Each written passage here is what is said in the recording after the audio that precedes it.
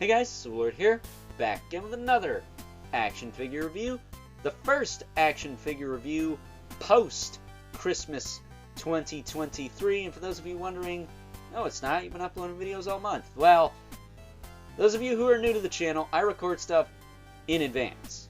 Scratch that, way in advance. So a lot of the stuff that you've seen up until this point was recorded back before Christmas 2023. For those of you watching this in the future, it was recorded in the early days of December.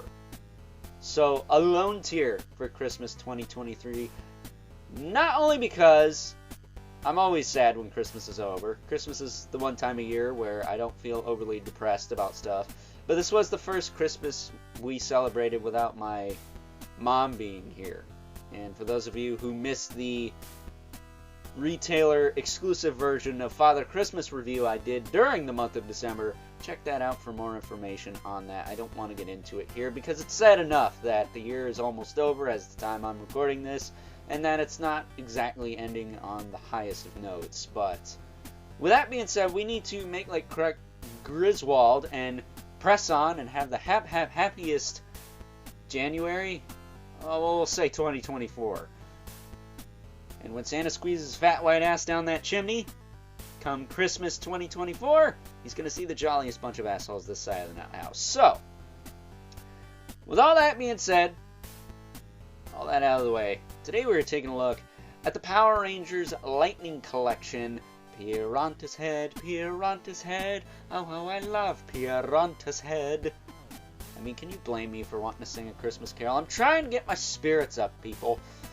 It's of course from Mighty Morphin Power Rangers and the fine folks over at Hasbro. And I gotta tell you, I was a bit skeptical about this figure, not only because it's a very awkward looking design. I mean, we'll get into that when we talk about his head, but it's a very odd design, but much like Pudgy Pig and Eye Guy, really cool figure. So before we get too far ahead of ourselves here, here's a Ranger comparison. Of course, this is Zach the Black Ranger, because he works the best against my backdrop, being black and all. He doesn't get lost in the brightness of the gray paper I use, so there is that. And as far as his accessories go, Pirantas head here comes with a decent spread. He's got a pair of alternate claw hands here. Very nice sculpt on those. They don't look like they have arthritis like some of the McFarlane hands we're used to seeing. He comes with a fin that you could plug into his back. I took it off because he sits up against the review set a little better without it. And we also have a pair of fish chucks, which I guess he can use as a flute. Alright. And an effect piece to make it look like they're twirling around and whatnot. Now there is a little notch here. Where is it? Right here. Where I think you could slip one of the fins. But don't quote me on that, because I'm not 100% sure how this is supposed to work. I think it's supposed to go something like this, maybe? I don't know. Either way, I had it working for the URL and for final thoughts, so just have to wait and stay tuned for that. But before we go any further, I just want to give a shout out to my lovely Aunt Kelly and the rest of my family down in Florida. I think she still lives in Florida, for hooking this up for this past Christmas 2023. Again, for those of you watching this in the future. I know this guy's an old figure, but I need to fill up some space before we start doing any top 10s and whatnots. I might do more than just one this year. I know I only did one last year, but that was because of, well, again, watch Father Christmas review. So, taking a closer look at Pirantas head. Looks a lot like the stretch screamer of the Creature of the Black Lagoon I have stored in the closet here in the Overlord Productions household.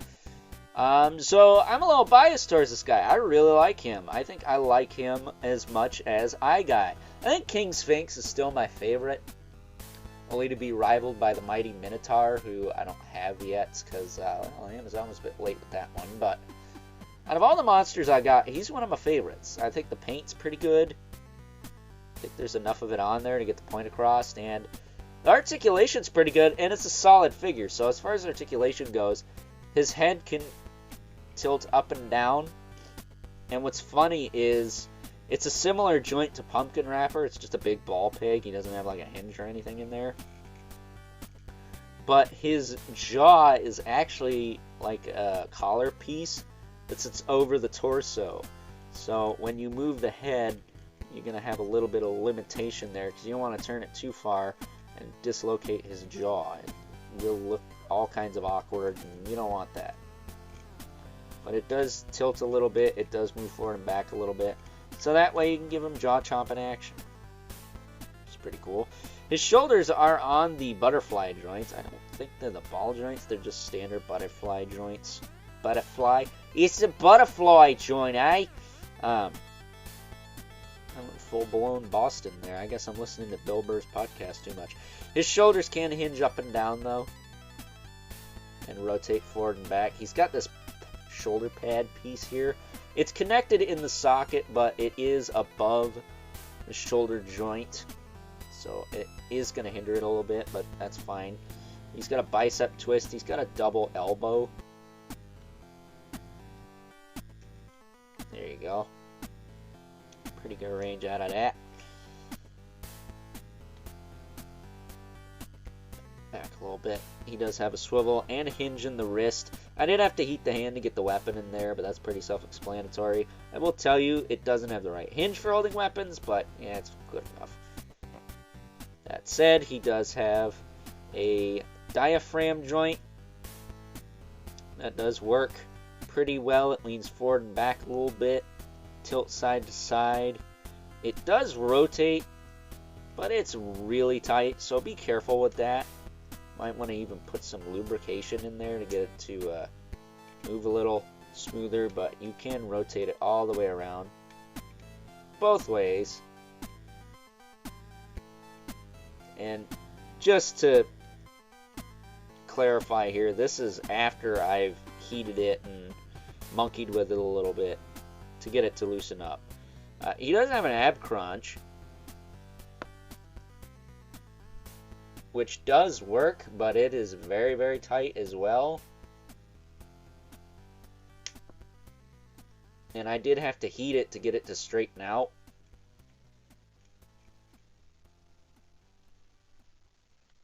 Thankfully, I don't think I gotta heat it up to straighten it back out, but maybe.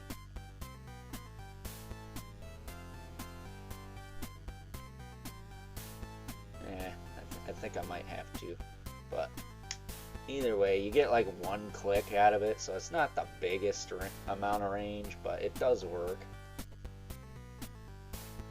Yeah,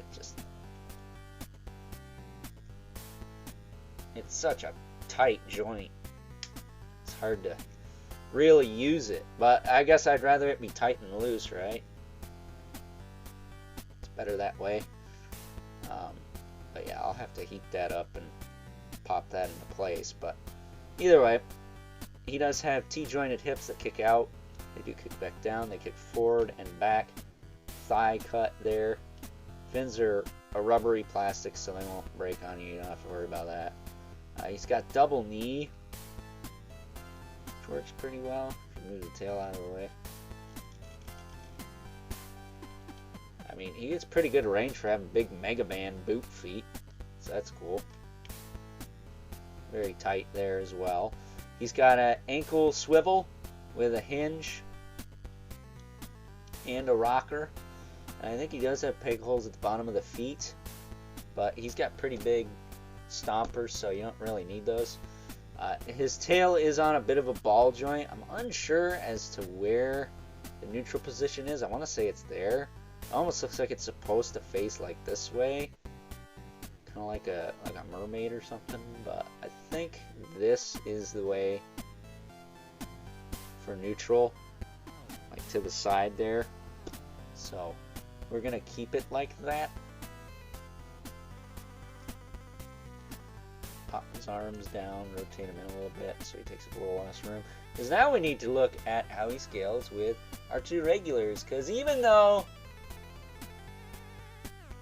it is approaching a new year, some things ain't gonna change, and that's one of them. Again, take note, I'm recording this in the past. It's still 2023 as the time I'm recording this. So, that being said, here is the Mythic Legions for the Mandibulant. Still holding up stronger than a lot of newer Legions figures, I must say. And the infamous 11 Spawn, who I would replace, but it's just so darn hard to. He's a staple of the channel. That and I get to say, okay, like Mr. Mackey from South Park. So, that said, centering these guys a little better. Woo! Centering these guys a little better. You could see that Piranta's head and Spawn are almost neck and neck. In fact, they might very well be. So, with that being said, it's time now we wrap things up. Some final thoughts.